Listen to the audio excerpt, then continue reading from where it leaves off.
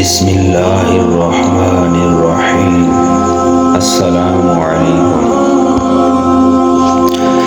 ایک صحابی رضی اللہ عنہ نے دربار رسالت میں عرض کیا، یا رسول اللہ صلی اللہ علیہ وسلم، قیامت کب آئے گی؟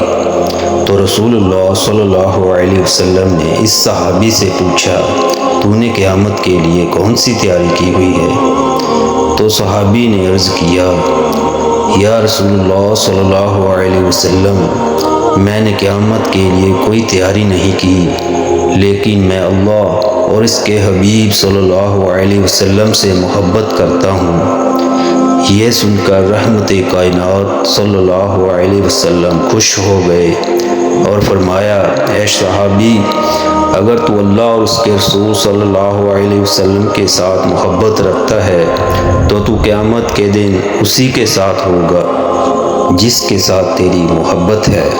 سیدنا صحابی رضی اللہ عنہ نے فرمایا، اس فرمان پر صحابہ اکرام رضی اللہ عنہم کو اتنی خوشی ہوئی کہ اسلام کے بعد کسی چیز سے اتنی خوشی نہ ہوئی۔